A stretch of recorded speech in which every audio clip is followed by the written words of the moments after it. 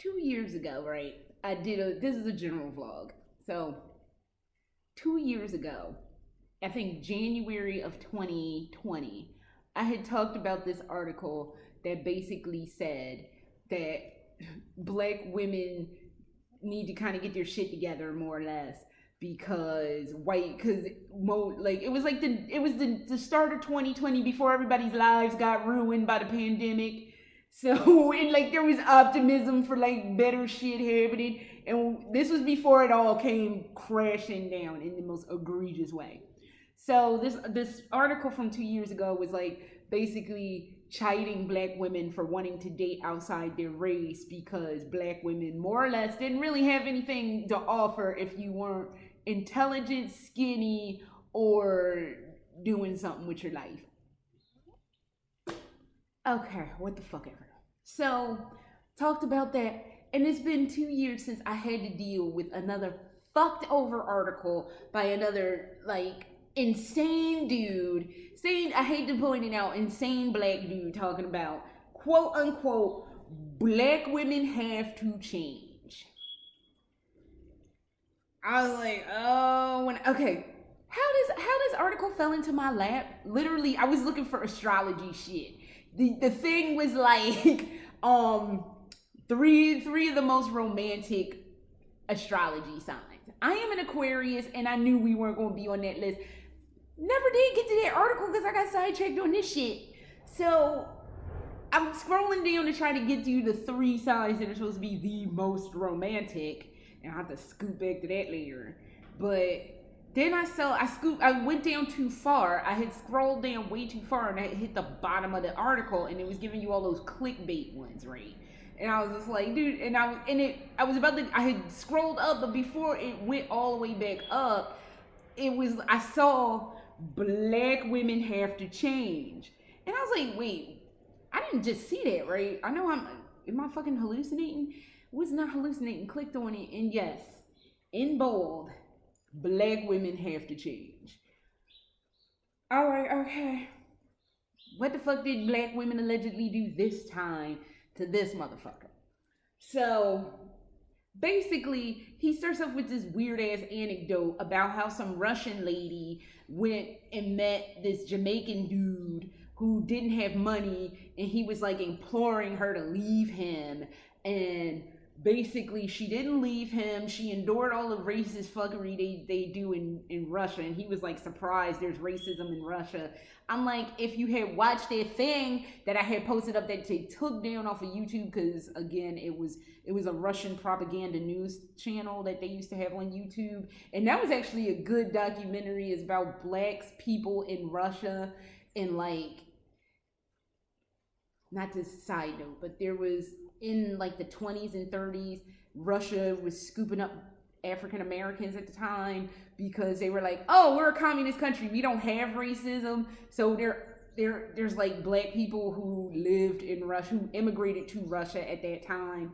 So like basically during that propaganda news documentary about black people in Russia, I had known about this lady before. Something about she had a talk show in the 90s, and she was from that lineage of black people that had moved to Russia.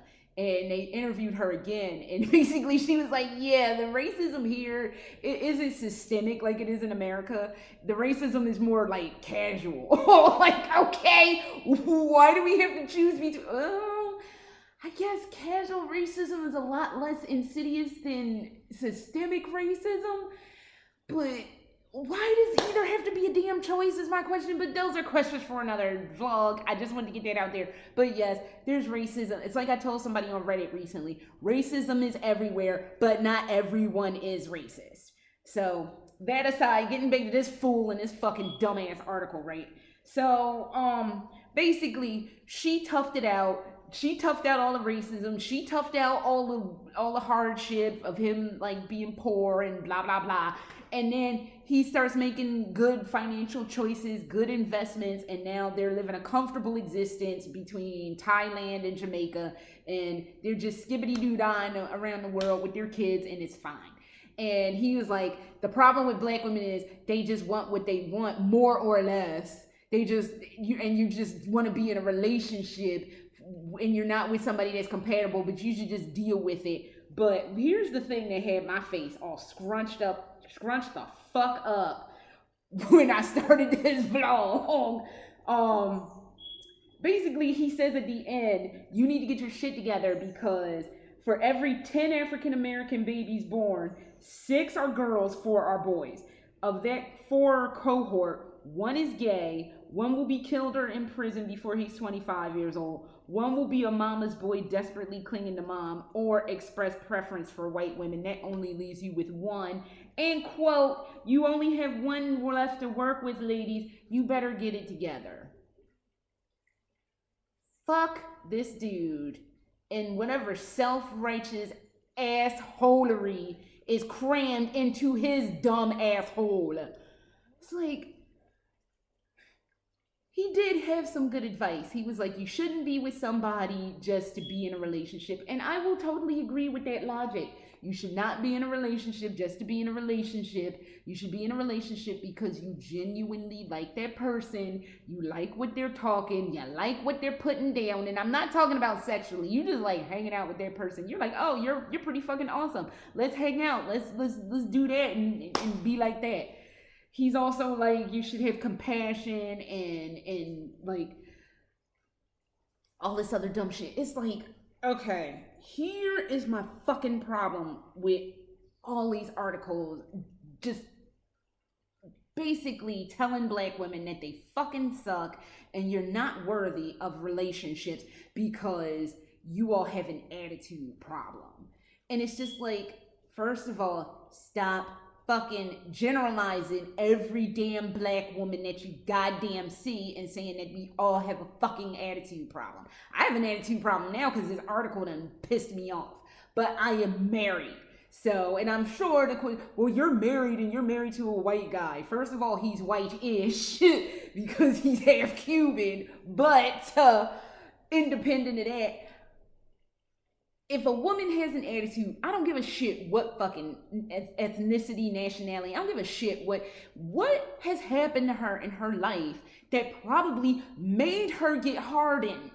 Because you don't just fall out of, I wasn't going to say fall out of bed, and then I was going to say fall out of your mother. But shit has happened to you. Your lived experience, something has happened to you, or a series of things has happened to you in your lived experience that you have an exterior made of fucking titanium, and you do not want anybody penetrating that titanium barrier. Granted, yes, every situation is different. Not everybody has hurt you, but hurt is a very powerful thing. And if you've been hurt multiple times, it kind of makes it difficult for you to have empathy for other motherfuckers that you don't know because you're always expecting something bad to happen. And the fact that you can't understand that means you fucking lack empathy.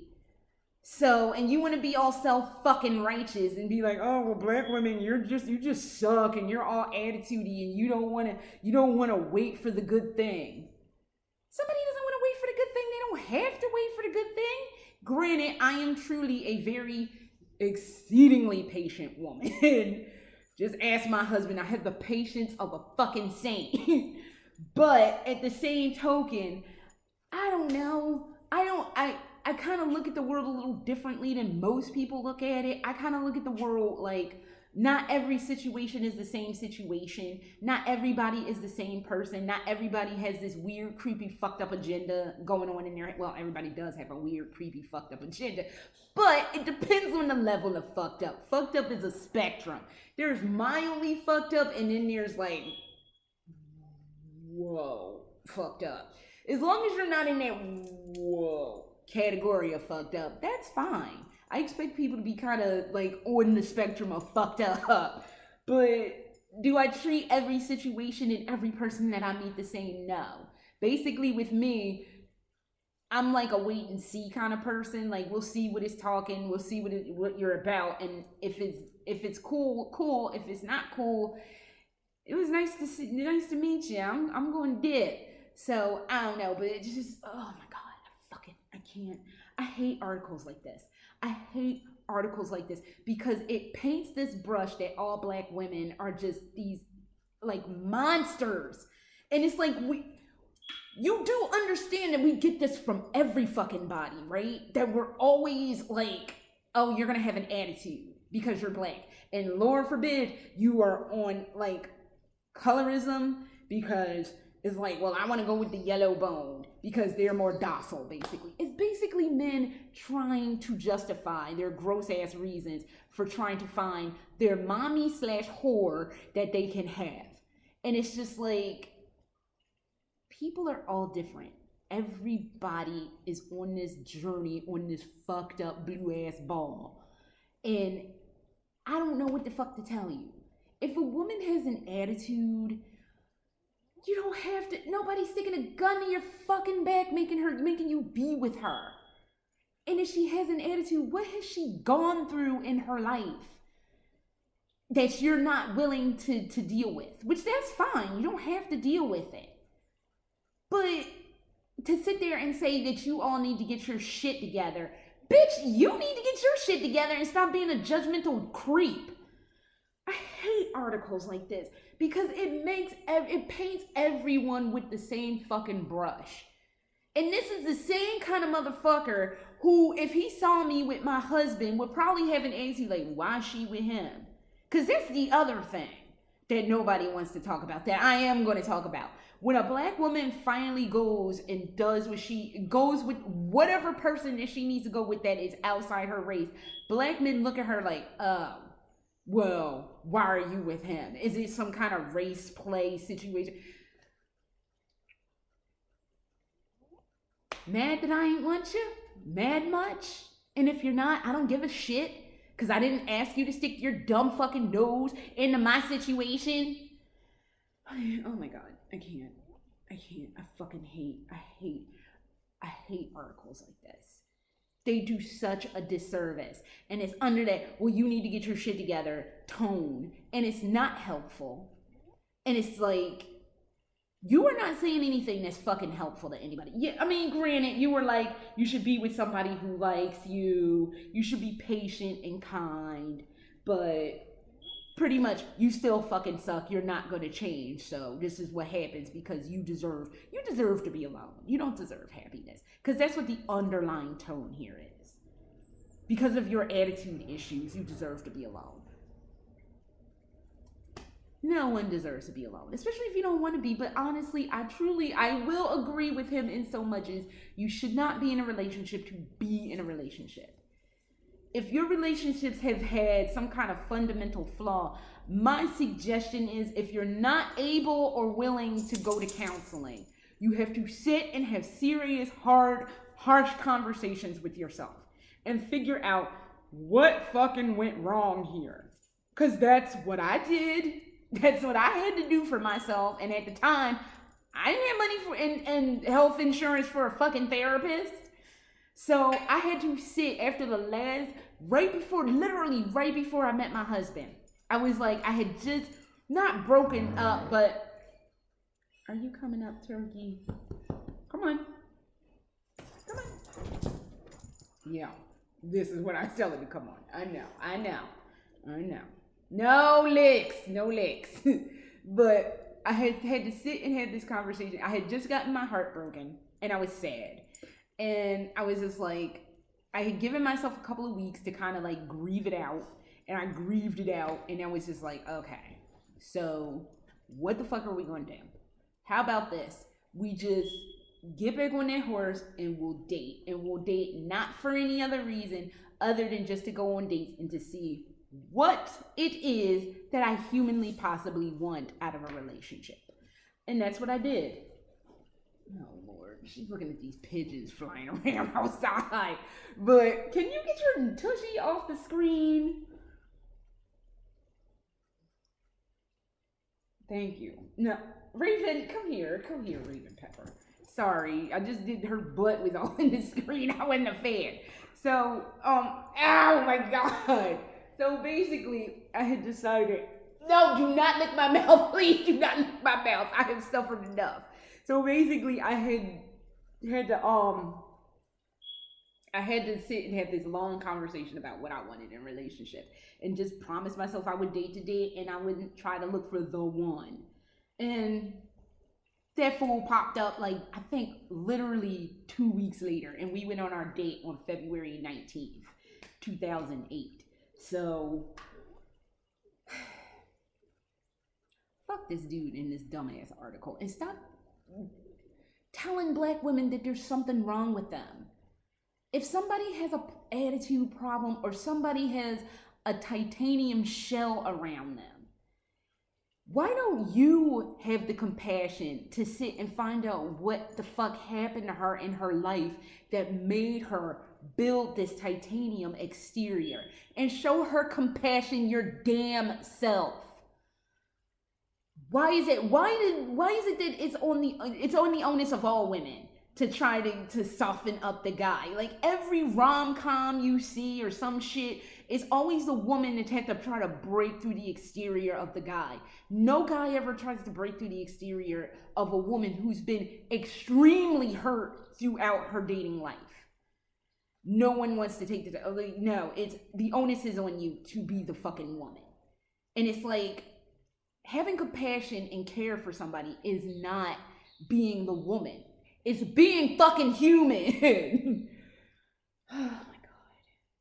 Sorry it took me so long to come to that point, but it's just, as I've said multiple times now, I don't like shit like this. It's mean, it's ugly, it's fucking stupid, and it's cruel. If you don't have anything to offer somebody other than just platitudes of, oh, be nice, and, you know, don't be in a relationship. I agree, don't be in a relationship to be in a relationship, and you should be nice, but so the fuck should you, motherfucker. So, I'm getting out of here because I'm going in circles, and I need to make sure this dog don't be wilding. So, until next time.